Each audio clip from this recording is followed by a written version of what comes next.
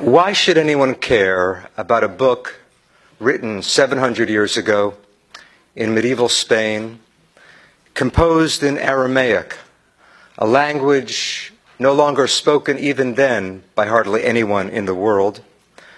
Why would anyone read a book that's intentionally cryptic and perplexing? Why?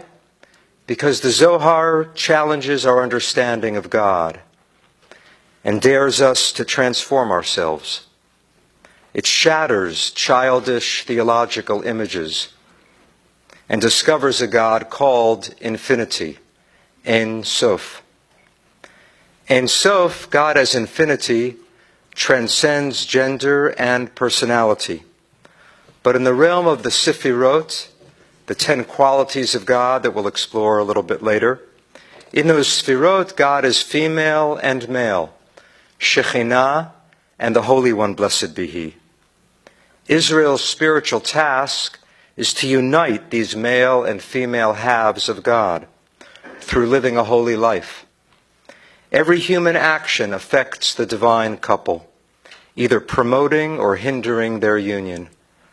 God is not static being, but dynamic becoming. The Zohar is a vast commentary on the Torah and the masterpiece of Kabbalah. How did it emerge? Let's begin by briefly tracing the roots of Kabbalah itself. Kabbalah crystallized in Provence and Spain in the 12th and 13th centuries, but the mystical stream within Judaism is certainly much older. For example, I just mentioned Ein Sof, God as infinity. This is certainly one of the key insights of Kabbalah, the boundlessness of God and His indefinability. The idea of Ein Sof is dependent on Maimonides' conception of God. But there's an ancient precursor right in the book of Exodus, when Moses learns God's secret name, Eheyeh Asher Eheyeh, I am who I am, I will be who I will be. It's as if right there in the book of Exodus, God is refusing to define Himself. And in a sense, that lays the groundwork for the later notion in Kabbalah of Ein Sof, the infinite.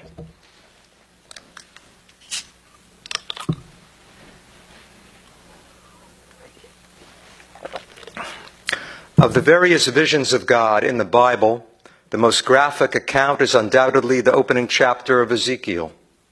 Standing by a river in Babylon, the prophet sees a throne whirling through heaven, accompanied by 4 winged creatures darting to and fro. On the throne is, quote, a figure with the appearance of a human being, unquote, surrounded by radiance like a rainbow. Ezekiel experienced that vision near the beginning of the 6th century BCE. Even before his book was canonized in the Bible, his vision had become the archetype of Jewish mystical ascent. Until the emergence of Kabbalah in the Middle Ages, Jewish spiritual seekers used Ezekiel's account as their model. It came to be called Maaseh Merkavah, the account of the chariot, God's chariot throne. And that account was studied, expounded, and re-experienced. An entire literature developed, recounting the exploits of those who followed in Ezekiel's footsteps. Among them, some of the leading figures of Rabbinic Judaism, such as Rabbi Akiva and Rabbi Yishmael. The mystical journey was arduous and dangerous, requiring intense ascetic preparation, precise knowledge of secret passwords in order to be admitted to the various heavenly palaces which were guarded by menacing angels. Among the prerequisites were knowledge of Torah, observance of the mitzvot, and ethical purity. The final goal was to attain a vision of that divine figure on the throne. This account over the following centuries developed further, and individuals and small groups pondered those secrets of Ezekiel's vision and developed techniques of meditation, refining their conception of God. As Jews migrated from the Middle East to Europe, these techniques and speculations spread to the West.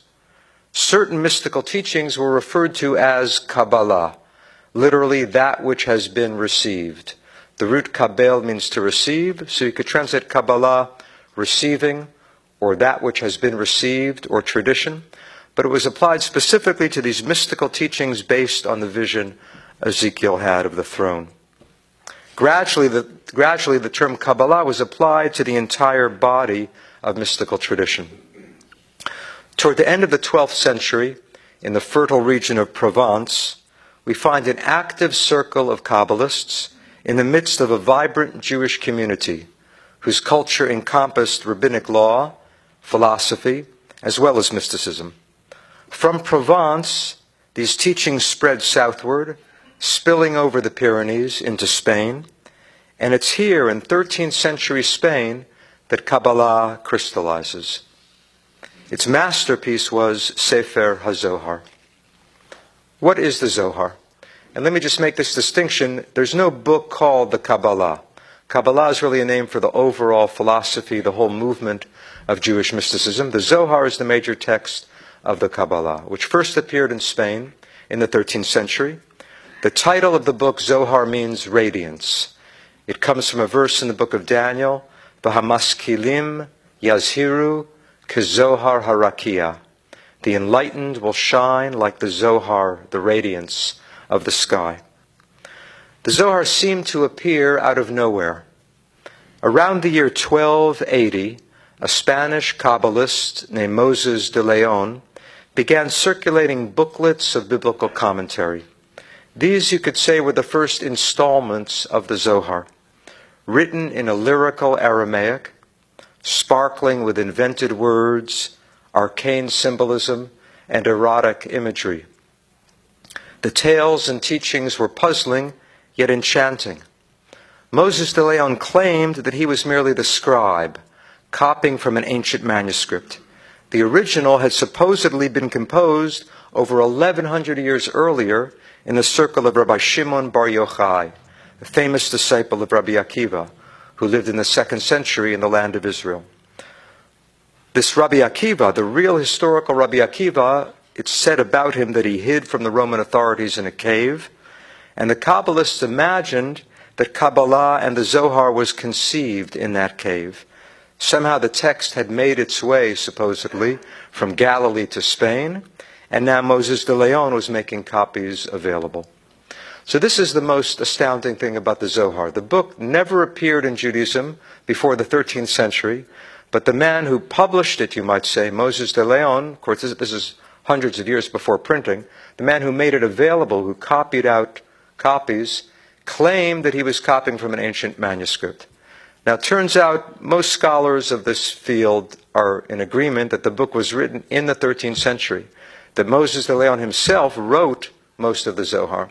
So why did he attribute it to the ancient Rabbi Shimon? Why didn't he come out and say that he was the author of the Zohar? Probably the main reason is so that his radical ideas would be accepted. For example, if Moses de Leon had come out and said, I have an idea, God is a woman, that might not have gone over so well. But now he was saying that the ancient Rabbi Shimon was teaching us about Shekhinah, the feminine half of God, and her romance with her divine partner, the Holy One, blessed be He. So because people believed that the Zohar went back to this ancient Rabbi Shimon, the Zohar had its effect and its impact. It was that guise of ancient authority that was certainly the main factor in Moses de Leon's decision to write what's called pseudepigraphically, falsely attributing the book to this ancient figure, Rabbi Shimon, who lived 1,100 years earlier. Now, it may be that Moses de Leon actually believed that he was in communion with Rabbi Shimon, or that he was somehow channeling the words or the thoughts of Rabbi Shimon. And then there's also probably a more down-to-earth explanation.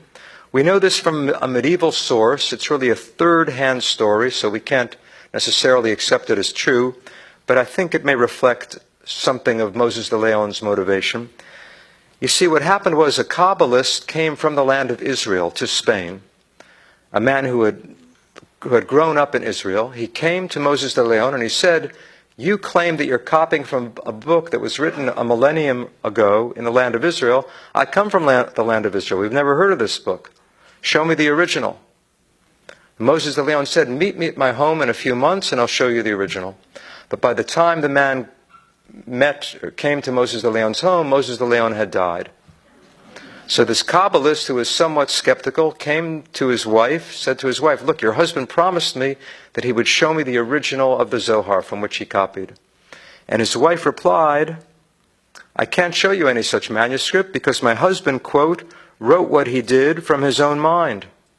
And when I saw him writing, his wife says, according to this third-hand account, when I saw him writing without any material before him, I used to say to him, why do you tell everybody you're copying from a book when you have no book and you're writing from your own head? Wouldn't it be better for you to say that the work was your own creation? Then you'd get more credit. According to this report, her husband de Leon told her, back when he was still alive, quote, if I told them my secret and that what I wrote was my own invention, they wouldn't listen to my words and they wouldn't pay anything for them because they'd say I made it all up. But now when they hear that I'm copying passages for them from the Zohar, written under the influence of the Holy Spirit by Rabbi Shimon Bar Yochai, they pay a lot of money for them, as you can see. As you can see. This story may be an invention, but it's likely that financial considerations were also a factor in Moses de Leon's project. By attributing the work to the ancient Rabbi Shimon, Moses de Leon convinced many people to accept and respect the Zohar. Within a few decades, few people dared to challenge the authority of the ancient Rabbi Shimon, son of Yochai, and the Zohar gradually became known as HaZohar HaKadosh, the Holy Zohar, often considered the third holiest book in all of Judaism, after the Bible and the Talmud. In fact, some people claim, Kabbalists claim, that in a sense it's the holiest book, because the Zohar is a commentary on the Torah, so it claims to show the deepest meaning, the mystical meaning of the Bible itself. It's only in relatively recent times that Moses de Leon's actual role has become clear. He was far more than a scribe. He was the composer of the Zohar, though he certainly drew on earlier medieval material, and he may have collaborated with other Kabbalists in Spain. So here we have a book composed in the 13th century, yet ascribed to ancient sources. Maybe that's why the Zohar calls its teachings Milin Chadatin Atikin in Aramaic, which means new ancient words. These are brand new, but attributed to ancient sources. But in other senses, too, they're new and ancient, and we'll come to that soon.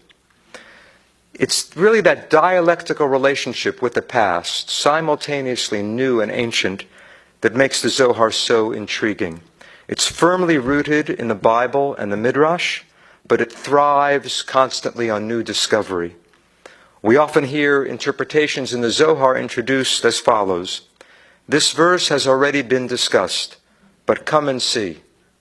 This verse has already been established, but come and see. The Zohar celebrates creativity. Maybe Moses de Leon picked up some of his enthusiasm for that from another Kabbalist, a man named Jacob ben Sheshet.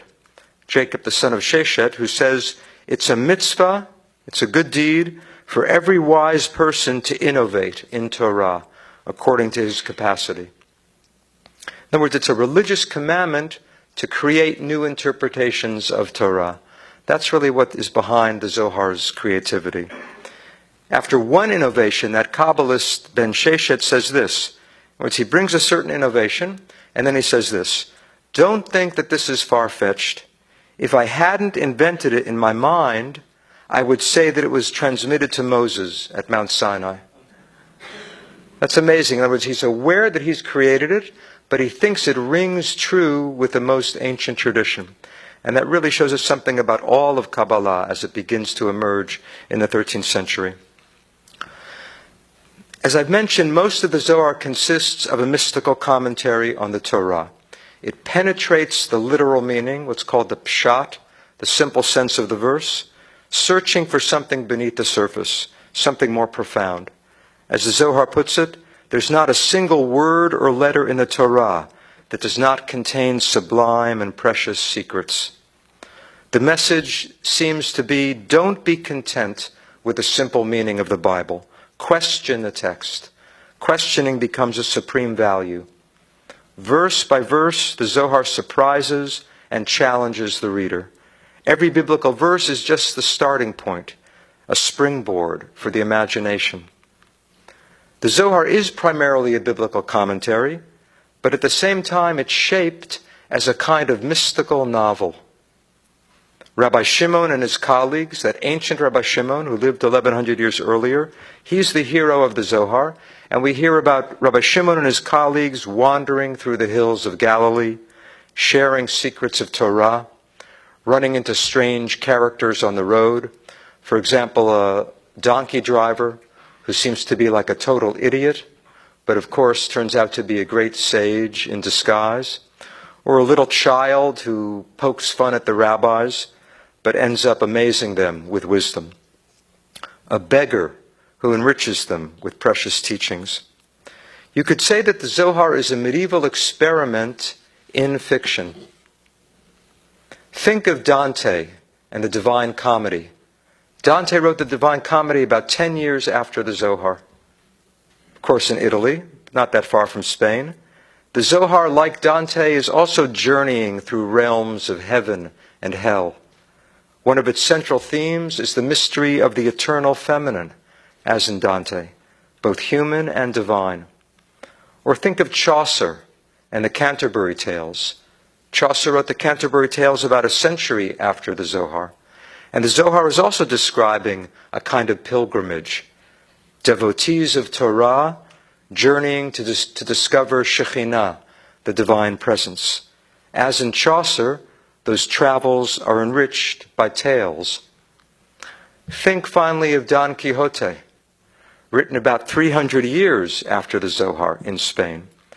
The rabbis of the Zohar are also engaged in a fantastic quest to vanquish evil, to mend the world. If Don Quixote is a knight errant, a wandering knight, then the hero of the Zohar, Rabbi Shimon, is a saint errant, a holy man wandering in search of wisdom.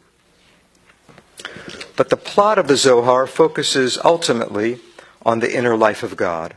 And here we come to this diagram, this chart. Take a look just for a moment or two. I don't intend to go through this in any great detail because we'd be here till midnight. But just a few highlights of this so that I can introduce you to a passage or two from the Zohar. These are seen as aspects, you might say, of God's personality. Now, how can you have a depiction of God in a Jewish text? It's really heretical. What saves this from being heretical is that the ultimate reality of God is the white space. And then you could say extending off in all directions, ad Ein Sof. So the ultimate reality of God, which is Ein Sof, or infinity, cannot be depicted.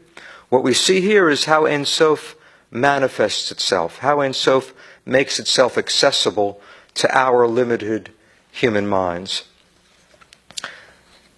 Several of these Sfirot are identified with biblical heroes. Look, for example, a little bit down from the top. We'll get to the top in a minute, but start a little bit down on the right where it says in the circle Chesed. The literal meaning is love. That, in other words, this is divine love, which is balanced by its opposite, Gevurah, divine power. God's love toward the world, but God's power, or also known as Din, God's judgment of the world. The idea here is apparently if God just loved the world, then people would get away with murder. But if God just judged the world, then the world might be condemned to be destroyed every day. So God has to balance love and judgment, love and power. These are seen as reflected in biblical characters. In other words, human biblical heroes represent these divine qualities. Who represents love? It says here Abraham. It's the last word on that list of terms and qualities to the right of the Sfirah Chesed. It says love, also known as Gedulah, grace, white, the color white, water, because it's flowing, love. God's right arm, because this whole thing is seen as a human-shaped figure, a divine figure, but shaped in the form of, as it were, a human being. Remember, Ezekiel sees on the throne a figure with the appearance of a human being. So in a sense, the Sfirot are a depiction of what Ezekiel saw on the throne. It's a divine and human figure simultaneously. So this is the divine right arm identified with Abraham. Why Abraham? You may remember stories about Abraham sitting in his tent with the flaps of the tent open, eager to welcome in any strangers, any passers-by. So you could say Abraham lived out that quality of chesed, of divine love. Abraham expressed love so purely in his actions that he attained the quality of chesed. What about Isaac? What was Isaac's primal religious experience, you would say? The Akedah, being bound on the altar, almost being sacrificed by his father, right? Abraham almost kills Isaac in the name of fulfilling the divine command. Supposedly, at the last minute, God says, that's not what I want. But Isaac, you could say Isaac's primal religious experience was almost being killed. So he encountered divine power, divine judgment, this left side of the divine. And he attained that quality. Abraham lived out chesed. Isaac experienced the raw, frightening power of the divine in a harsh judgment. Jacob blends the two of them. So Jacob attains this middle sphira, this middle quality of Tiferet. So that's an example of how the Zohar reads the biblical stories as teaching us about the dynamics of God's inner life. But beyond all of these Sefirot is the infinity of the divine. As I said, the white space, that would be this Ein Sof, there is no end. The goal of the whole system is to unite the male and the female. Male and female appear in various places on this chart, but primarily the middle Sfira Tiferet is seen as masculine, and the last of the 10 Sfirot, Malchut, I'll refer to her as Shekhinah, her other name. Shekhinah means presence, Malchut means kingdom. So Malchut or Shekhinah is the feminine, Tiferet is the masculine. The goal of the system is to unite the masculine and the feminine. But let's move to the top. Have I lost everyone yet? Okay, good. So let's try something a little more difficult. Let's move to the top of the Sfirot. As I said, Ein Sof transcends all of these. Now, what is the first Sfirah? The first Sfirah is called Keter, literally crown. You could say it's a crown on the head. Remember, this is all a divine human figure. Right arm and left arm, masculine and feminine. If it's human, it's an androgynous human being. It's both male and female. But on the head of this figure is Keter, the crown. But its more intriguing name is, it's also called will, but its most intriguing name is Ayin, spelled Aleph Yud Nun. That word means what? Nothing. I don't mean that it doesn't mean anything. The word means nothing or nothingness. It's the same as that first word in Ein Sof. Ein Sof means there is not Sof, there is not an end. Ayin is that first word turned into a noun, nothingness. Now what does it mean to call God nothingness? This does not mean that God doesn't exist. Rather, it conveys the idea that God is no thing. God is, you could say God is the oneness that animates all things. No thingness. We find that idea expressed in Christian mysticism too. Meister Eckhart, great Christian mystic, immediately after the Zohar, calls God nihil, writing in Latin. Writing in German, he calls God nicht. John of the Cross, writing in Spanish, calls God what? Nada. Nada, nicht, nihil. You have in Jewish and Christian mysticism and in Eastern mysticism a way to speak of God as beyond all being. In other words, God is so real that our normal words for existence don't do justice to God. So rather than call God the ultimate being, the mystics prefer this paradoxical term, no thingness or nothingness. So that's what Ayin represents, the origin of all being, but beyond any notion that we might have of normal being. Out of that ocean of no thingness, out of that primordial pool of pure, undifferentiated energy, there emerges a primordial point known as the next Sfirah, Chokhmah. So Chokhmah, meaning wisdom, divine wisdom is seen as a ray of light or a point of light emerging out of this pool of no thingness. That point then expands into a circle and becomes the third sphira. Okay, that's all we have to know for now. The pool of nothingness, out of which emerges a ray of light, a point of wisdom, and that point expands into a circle, also pictured as a womb. Because Chokhmah is seen as father, and Bina on the left as mother. Here you have the other masculine-feminine pair. Chokhmah and Bina are father and mother. Tiferet and Malchut are, you could say, son and daughter, or husband and wife. So I'm telling you this now because I want to read to you a passage in which the Zohar describes how that point of wisdom emerges out of Keter, out of Ayin, and becomes the palace of Bina. The only other element we need to know is that Chokhmah is called also beginning. Now it's a little strange. Why would Chokhmah be beginning? You should say Keter. The first Sphira is beginning. But Keter is so unknowable, you can't even say this is the beginning. You can't point to it. It's just somehow the hidden source. Chokhmah is given the name Reshit, beginning. Based on a verse, and I see some of you nodding your head already, based on a verse in Proverbs, Reshit Chokhmah, the beginning of wisdom. So the Zohar identifies Reshit, beginning, with wisdom.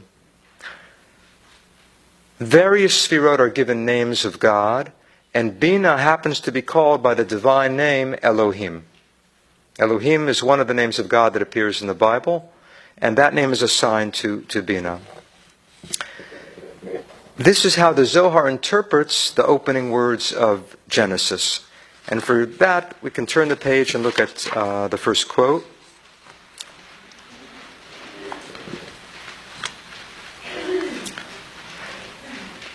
Those of you who can read Hebrew, it says, Bereshit bara Elohim, which of course we always translate, in the beginning, God created. But what's the actual order of the Hebrew words? Bereshit, in the beginning, bara, created, Elohim, God. Because it doesn't say Bereshit Elohim bara, in the beginning God created. The Hebrew actually says Bereshit, in the beginning, bara, created, Elohim, God. Now, of course, in biblical Hebrew, you can have the subject after the verb. It's no problem. So certainly the verse really means, in the beginning God created. But the Zohar says, no, let's read it according to the exact order that the words appear. In the beginning, it created God. That's how the Zohar interprets the opening line of Genesis. Not in the beginning God created, but in the beginning it created God. Now who is it? The unnameable, Ein Sof. Or maybe this no-thingness. It's really almost impossible to distinguish between Ayin, no-thingness, and Ein Sof. So in the beginning, that unnameable, ultimate dimension of God created Elohim. Elohim being what? Which Sphira? Bina. That third Sphira is known as Elohim. I think that that's the Zohar's way of saying what we think of as God isn't the ultimate reality of God. Our notion of God doesn't do justice to the infinite divinity. Okay, I've kind of given you the punchline, but I want to read to you now how the Zohar offers that interpretation. Let me ask you to just put the paper down, put the sheets down. If you feel comfortable, I'll ask you actually to close your eyes. You don't have to, but if you feel comfortable, do so, because I want you now to listen to the Zohar's poetry. Don't try to make sense of every phrase or every image. It's impossible. Just see how the Zohar is kind of trying to describe the indescribable. What the Zohar is describing now is how God's own being begins to unfold from the infinite source. And he'll end up with that interpretation in beginning, or actually with beginning, because the Hebrew letter B can mean in or with. He's reading it with beginning, by means of that Sphira of wisdom, the unnameable one created Elohim, the third Sphira, Bina. Bereshit, in the beginning. At the head of potency of the king, he engraved engravings in luster on high. A spark of impenetrable darkness flashed within the concealed of the concealed from the head of infinity. A cluster of vapor forming in formlessness, thrust in a ring, not white, not black, not red, not green, no color at all. As a chord surveyed, it yielded radiant colors. Deep within the spark gushed a flow, splaying colors below, concealed within the concealed of the mystery of Ein Sof. It split and did not split its aura, was not known at all, until under the impact of splitting, a single concealed supernal point shone.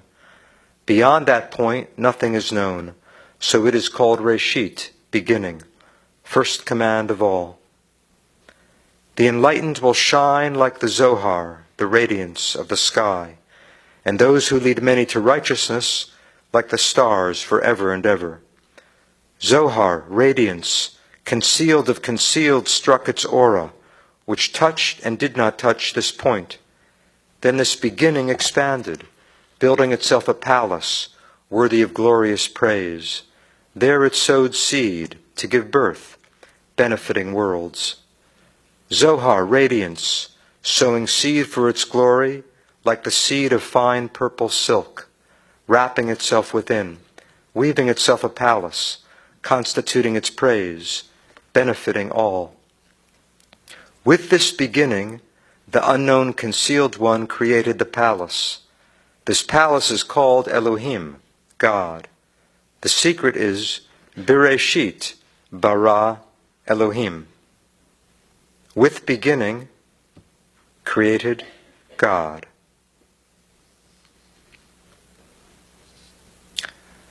That's crystal clear. This is really how the Zohar teaches, without coming out and saying, without even naming the Sfirot, just leaving you kind of swimming or drowning in a sea of imagery, but touching something deep inside and pointing toward something that precedes our normal notion of what God is and who God is.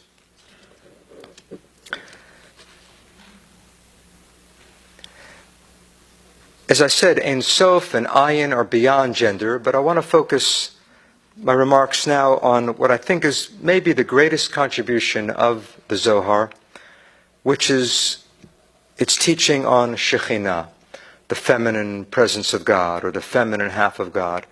This, in a sense, is revolutionary because so much of Western religion pictures God as male, as masculine. In Judaism, Christianity, Islam, we all know that God is dominantly masculine, patriarchal, father, king, ruler, judge. What's new in the Zohar, the most radically new thing in the Zohar, is that God is equally male and female.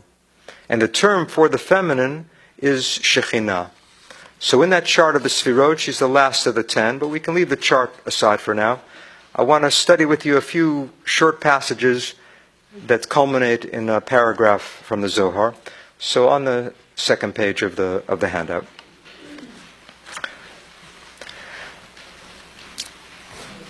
Some terms in Kabbalah or in the Zohar never appear earlier in Jewish sources. For example, Ein Sof.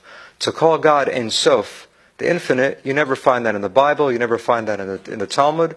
Shekhinah, however, appears very frequently in the Talmud.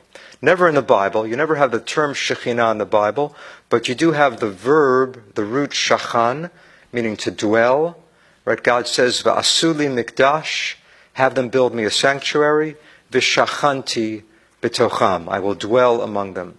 So God's dwelling among the people of Israel is central already in the Torah. The rabbis coined this term Shekhinah, referring to God's dwelling in the world. For example, the Midrash of course is rabbinic interpretation of the written Bible, the written Torah. The Midrash asks an interesting question about Moses at the burning bush. God appears to Moses in the burning bush, right? And the bush is burning but not consumed. So the Midrash says, why did God appear to Moses in a bush? Couldn't he have picked something a little more impressive? A sycamore tree, a cypress tree? Why some shrub? The Midrash says, in order to teach you, En makom ba'aretz panui min hashchina. There's no place on earth empty of Shekhinah. God appears in a lowly bush to show you that God is everywhere.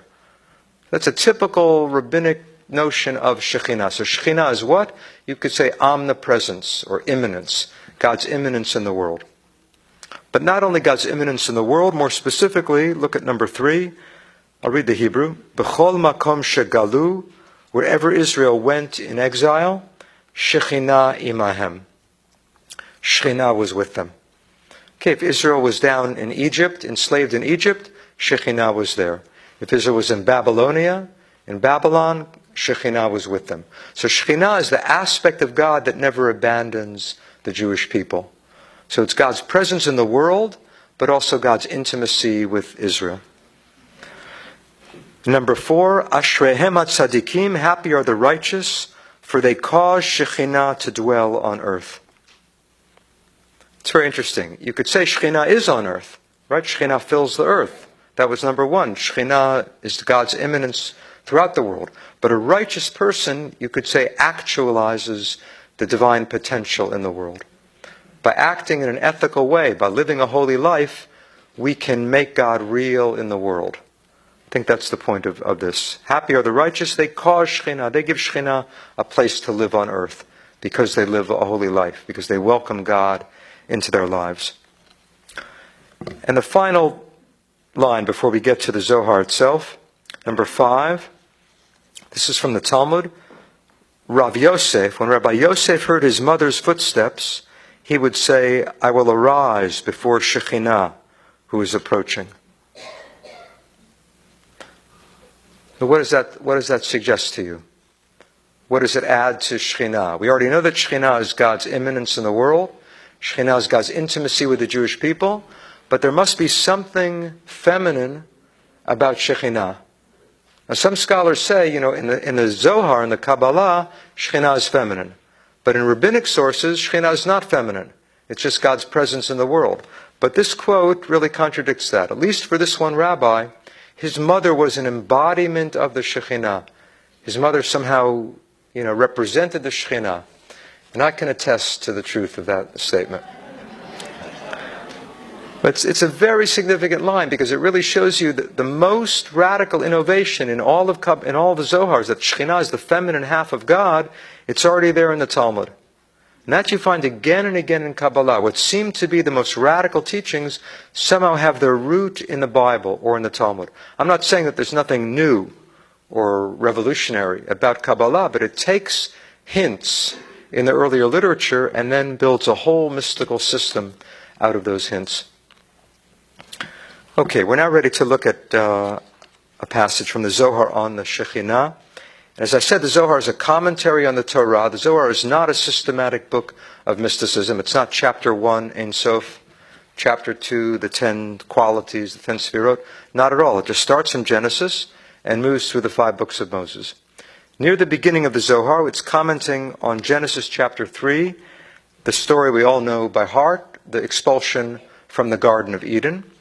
And in this verse, chapter 3, verse 24, it says, just glance at the Hebrew. Even if you don't know Hebrew, I want to show you something about the shape of the Hebrew letters.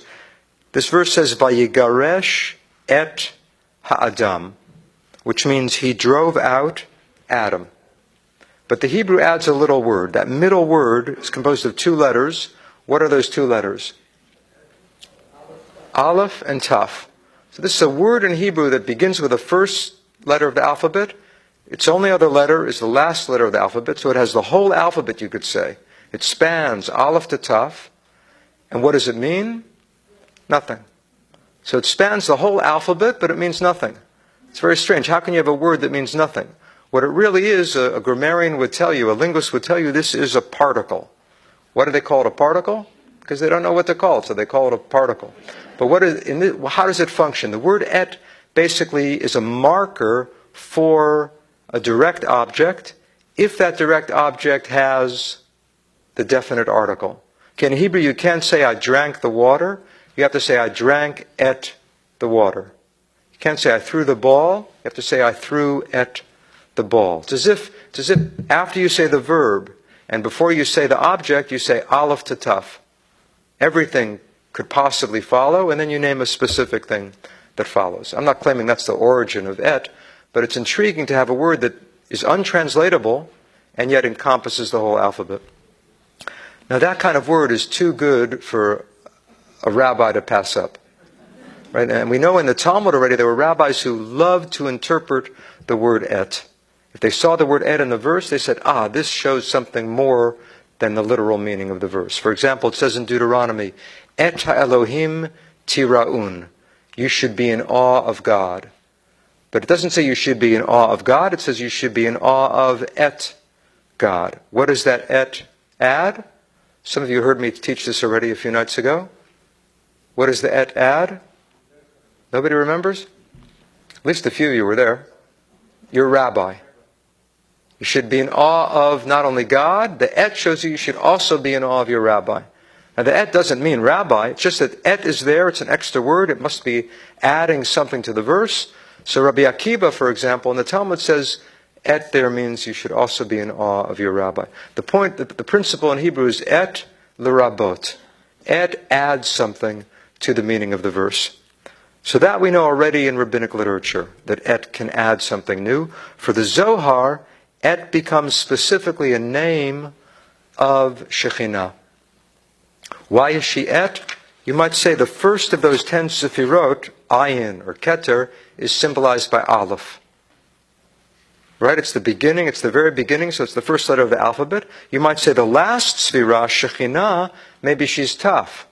But no, she's Aleph to Taf. Because each of the Sfirot includes the preceding Sfirot. So Shekhinah includes all the preceding Sfirot, so she is known as Aleph to Taf. So et becomes a code name for Shekhinah.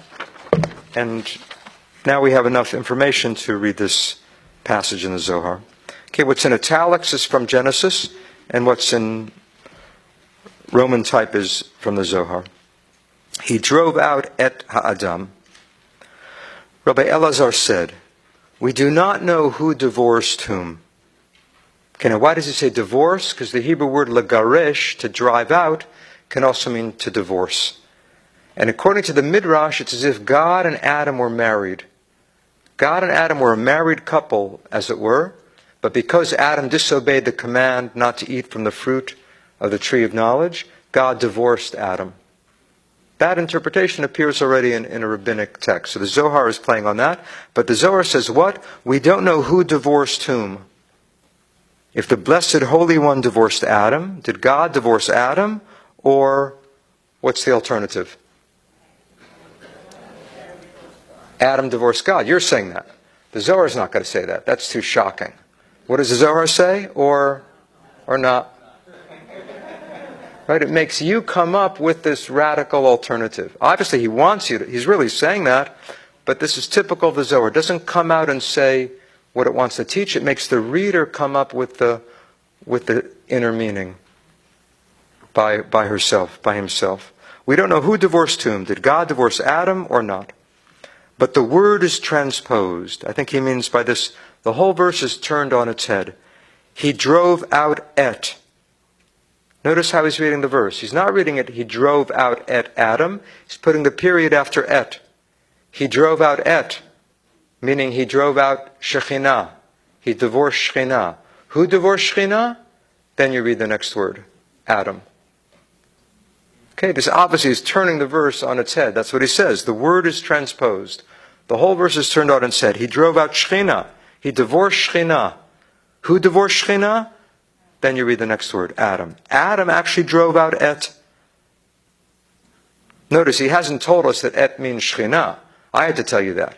50 pages later, the Zohar will say et happens to be a code name for Shekhinah. And that's how the Zohar is written, in that cryptic way. It's like a mystery novel. Consequently, it's written, Yud-He-Vav He Elohim, this double name of God, Yud-He-Vav He Elohim expelled him from the Garden of Eden. Okay, the Zohar does not deny that God expelled Adam. But he says, why did God expel Adam? Because Adam had already driven out the Shekhinah, as we have explained.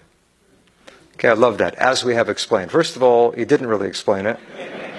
Second of all, when did he explain it at all? Like one line earlier. But now it's a tradition, as we have explained. This is the style of the Zohar. So this sounds intriguing, but what does this mean? Adam divorced Shekhinah. It may mean that he should have united the male and female halves of God. He should have meditated on the union of Shekhinah and that central sphira, the masculine sphira. Instead of uniting the two through meditation, through contemplation, or maybe through fulfilling God's command, instead of uniting the two, he split them apart. It might mean that he divorced Shekhinah from her partner. Maybe it means he divorced Shekhinah from himself. He had an intimate relationship with the divine, but now he lost contact with the divine because he failed to fulfill the first command. Or maybe it has a psychological meaning that Adam and Eve became aware that they were separate. Right? It says they ate from the fruit of the tree of knowledge of good and evil. They realized they were naked.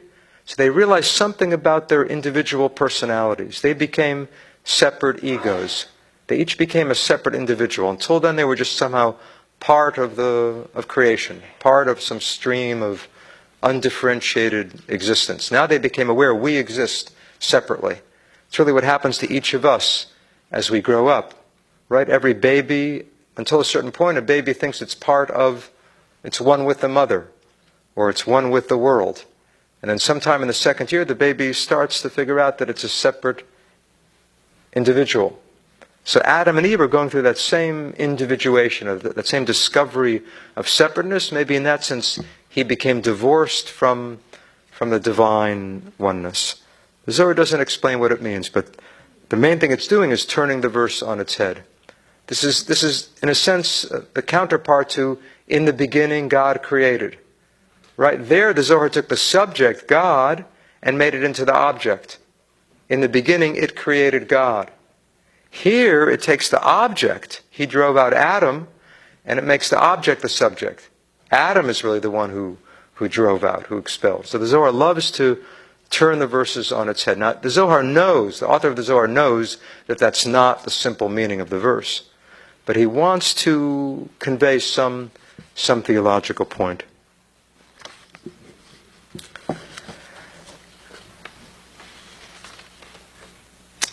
I said a few minutes ago, or 15 minutes ago, that the Zohar calls its teachings new, ancient words. Right? That really applies very much to this idea of Shekhinah. Why do I say that? Because in one sense, the idea of God being half male and half female is brand new. Right? You don't find that in a Jewish text before the Kabbalah.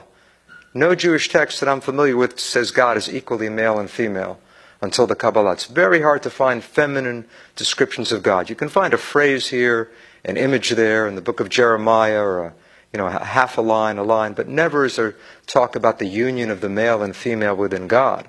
So this is certainly a new idea. But on the other hand, it's very ancient. Why do I say that? If you go back not to the Bible, but to what's happening in Canaan, to what you might say to what the Bible is fighting against, what are the prophets condemning the people for? Worshipping the false gods and goddesses of Canaan. So there is a goddess in the ancient Near East, just that the Bible is fighting against it. The Bible is trying to eliminate, to eradicate the whole idea of the goddess. And you might say, in some sense, what happens in the Zohar is that idea of the goddess somehow re-emerges now within Judaism.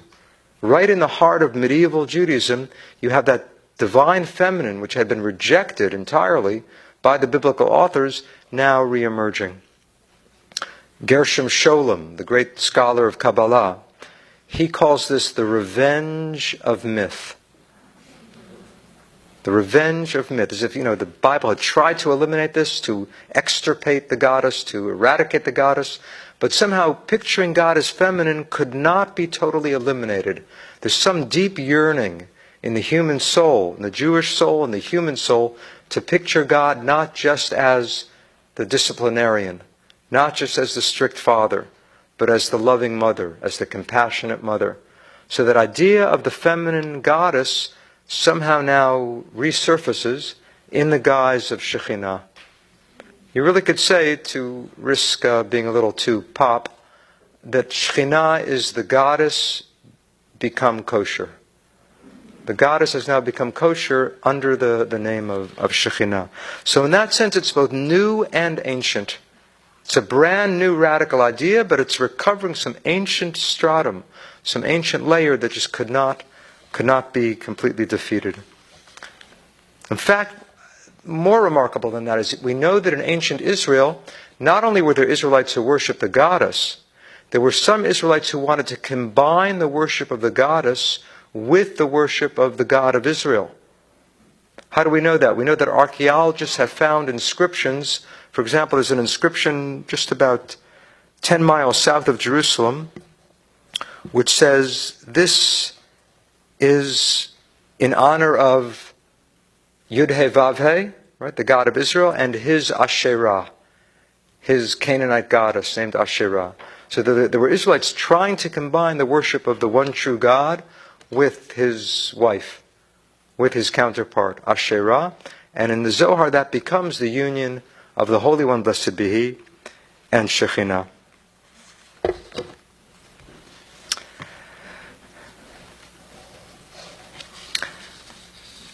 I don't want to give you too much Zohar at once because I want you to fall in love with it. So let's just close with a parable from the Zohar, and then I'll be happy to take some questions. On the last sheet of the handout, last page. This is a parable that appears in the middle of the Zohar.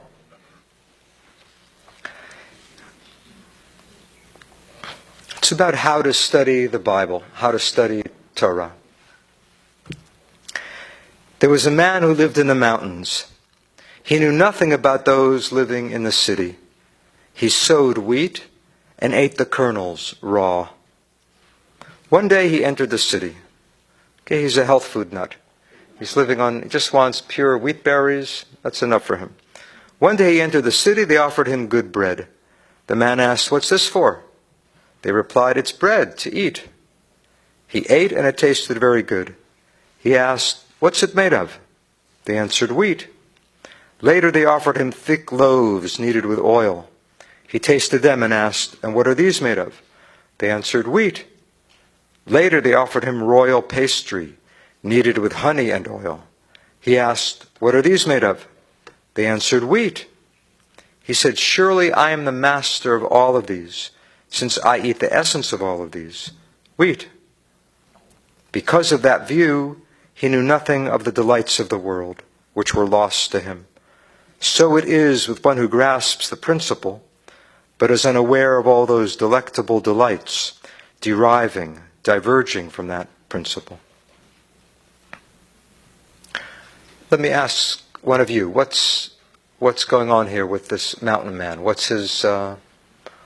strikes you about the story? There's not one message here necessarily, not one correct formulation, but someone start us off.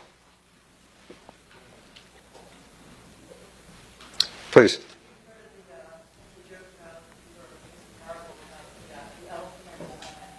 The what? The elephant and the blind man. Yeah.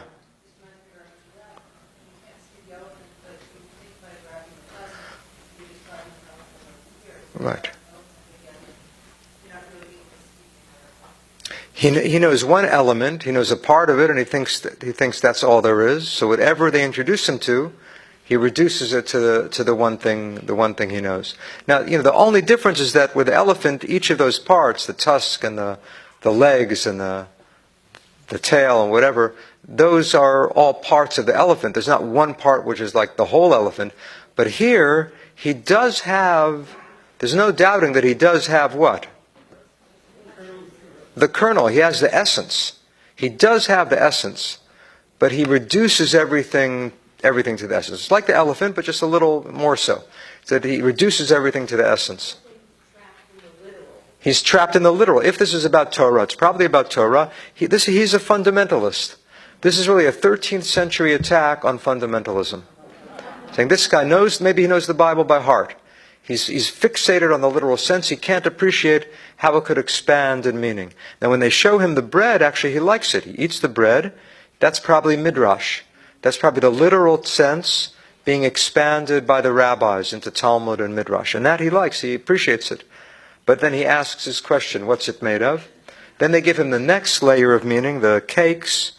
That's probably philosophy. The thick loaves, that's probably philosophy.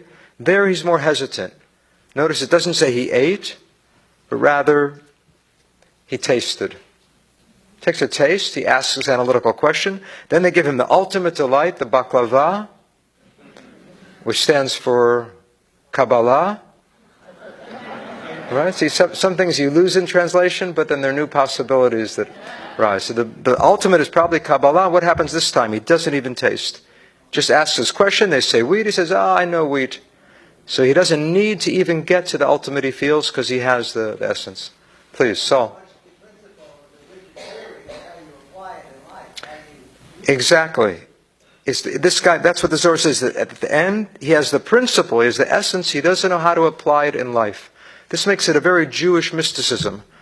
Because usually in mysticism, the goal is what? To get to the essence. Go off to the mountain, go off to the cave, meditate on the meaning of life. If you have the essence, that's all you need. The Zohar says, no, he missed the whole boat. Because he doesn't know how to live it out, how to apply it, how to live it out in community.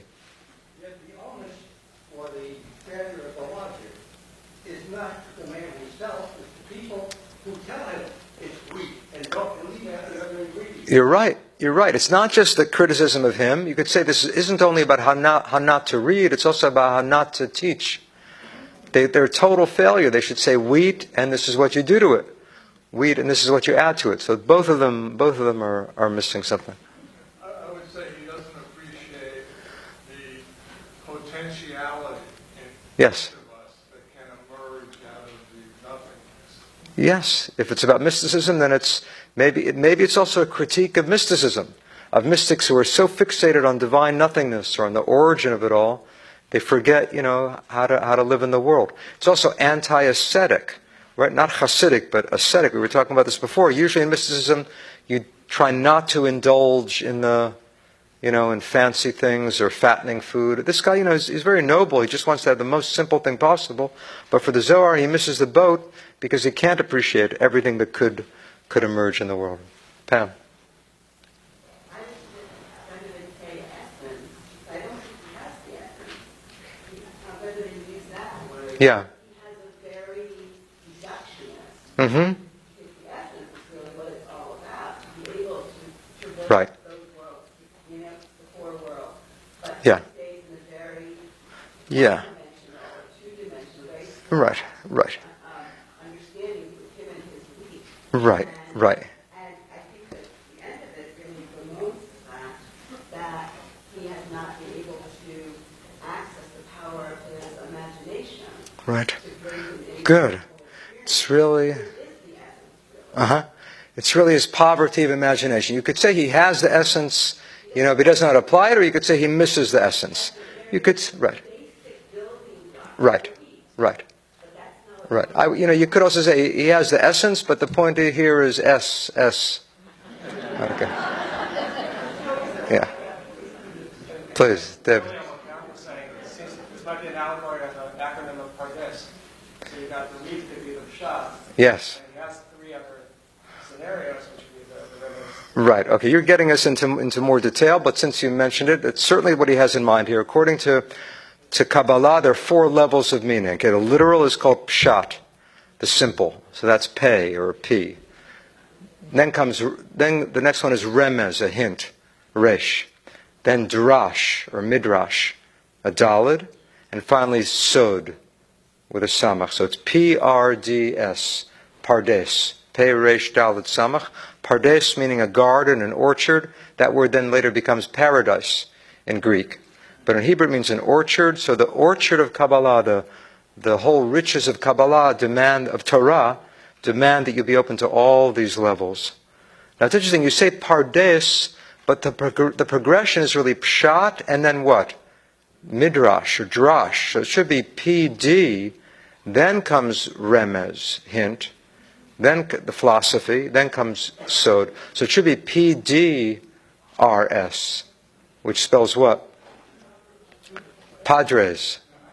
That fits Spain better even than Pardes. But the acronym they use is Pardes. Please.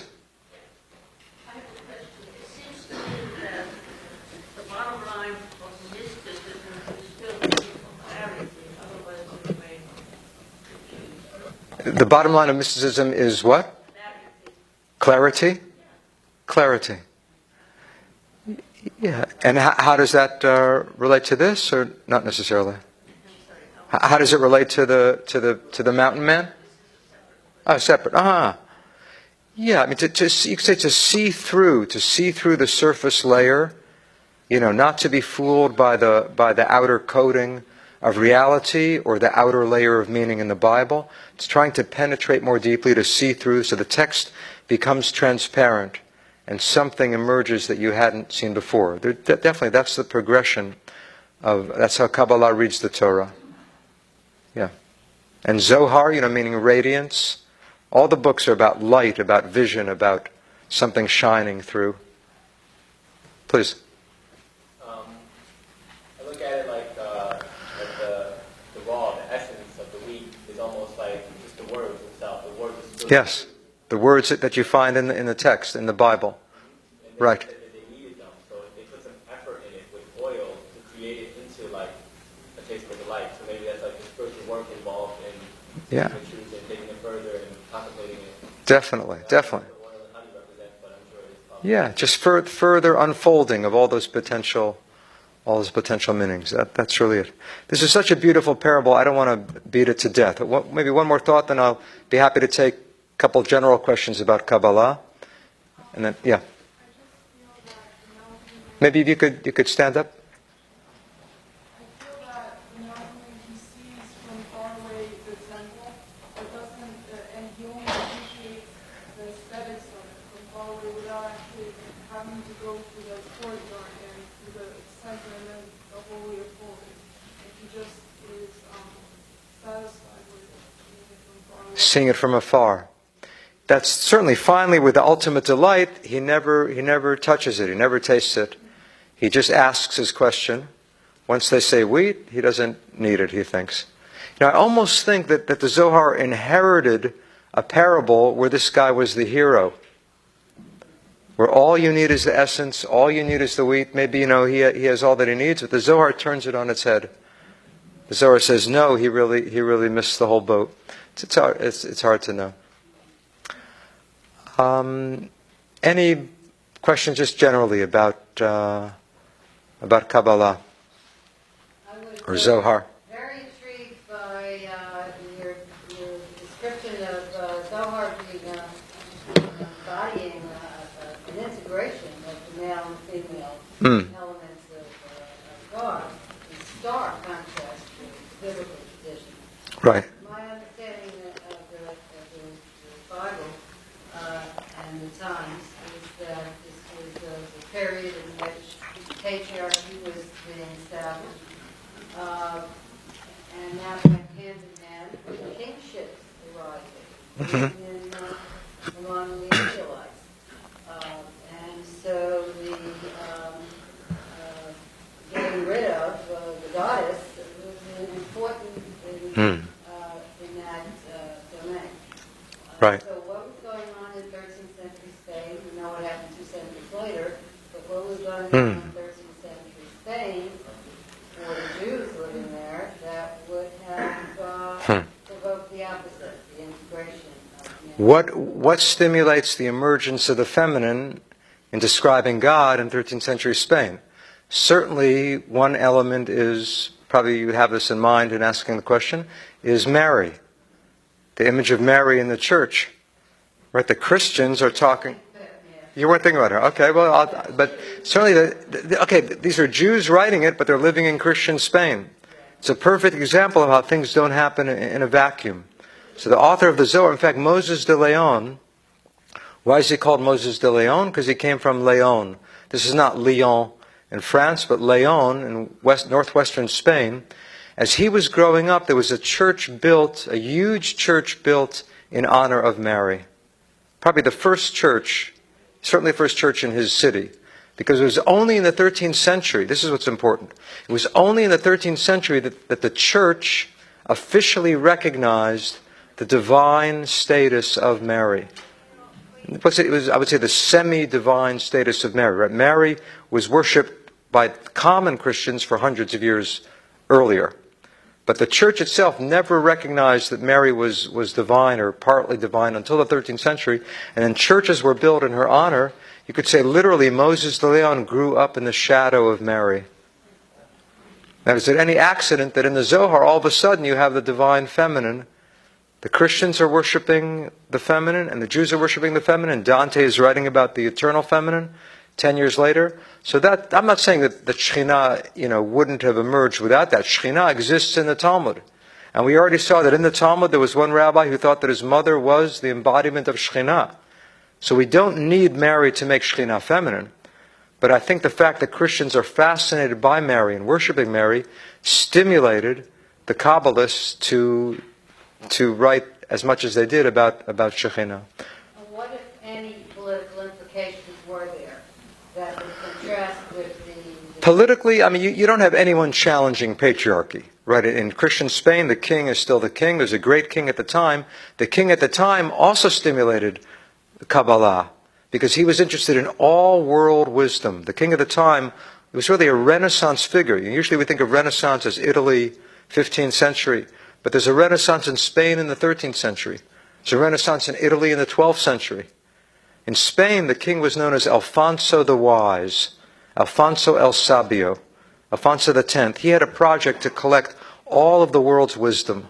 How did he do that? He hired Jews and Arabs to translate works of philosophy from Arabic into Latin, and from Arabic into Castilian, into Spanish. There was no Spanish literature at all until the 13th century. I mean, hardly any.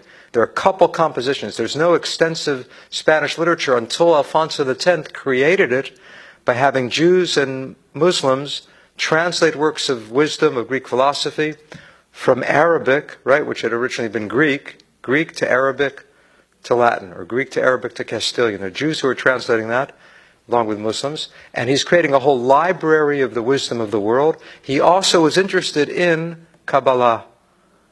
Alfonso X had an interest in Kabbalah, and maybe Moses de Leon convinced him that the Zohar was ancient, that it really went back to the 2nd century, and that it was worth his while to also support him. We don't know that, but there were some connections between Moses de Leon and the crown and the Spanish royalty.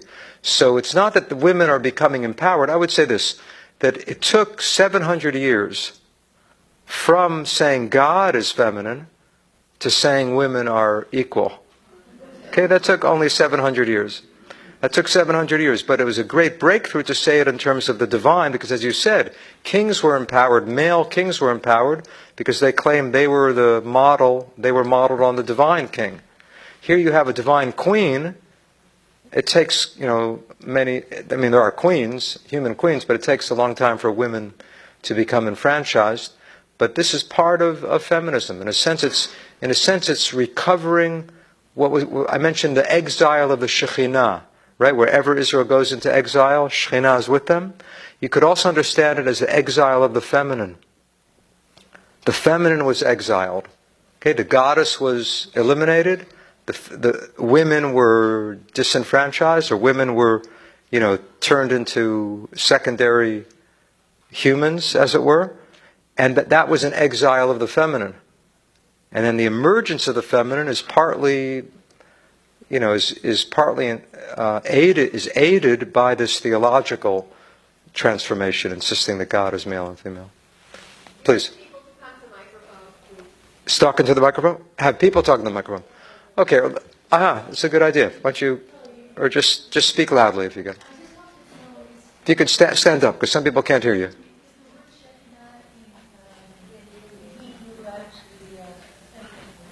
Is Shekhinah a feminine? I'll repeat the question. Is Shekhinah a feminine word? Shekhinah as a noun is feminine.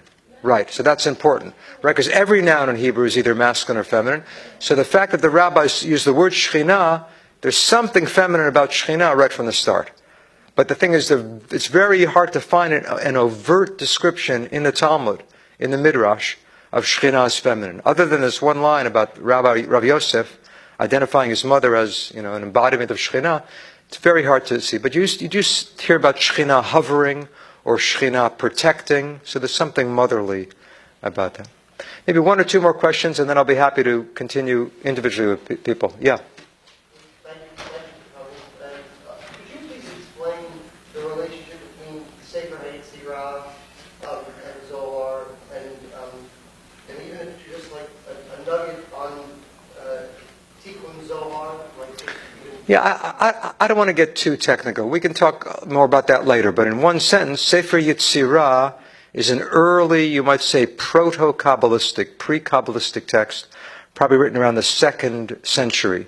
So this is the time of Rabbi Shimon. This is 1,000 years before Kabbalah emerges, the book of formation or the book of creation. Tikkun Zohar we can talk about afterward. Yes? Question to you.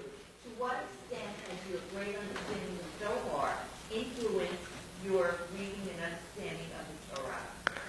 To what extent has my study of Zohar deepened my understanding of Torah? Next question. No, I'd say it makes me look. It makes me question the text. Sometimes the Zohar's questions are better than its answers. The wonderful things the Zohar says, but it's especially the boldness of its interpretation that I find, particularly exciting. Last question, please.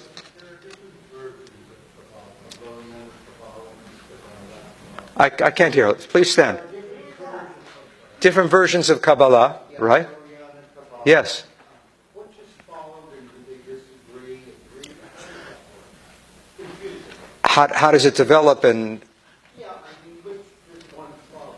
is there one authentic Kabbalah? I would say that there is no such thing as the authentic Kabbalah. Kabbalah just keeps emerging and growing. I'm particularly interested in the Zohar itself, and not what Isaac Luria does to it. Isaac Luria, the next great creative figure after the Zohar, he was in the 16th, Zohar is 13th century, Isaac Luria was in the 16th century in Safed and Sfat, and he takes the Zohar and does his own thing with it. But my interest is really what the Zohar says itself. It's such beautiful poetry and such beautiful imagery, I don't really want to fit it in that Lurianic box. All of Kabbalah eventually became Lurianic Kabbalah because he was so dominant. But my preference is to go back to what a teacher of mine called Pshat HaZohar, the simple sense of the Zohar. Why don't we stop there? I'll be happy to sign some books and to talk to people. Thank you. Good job.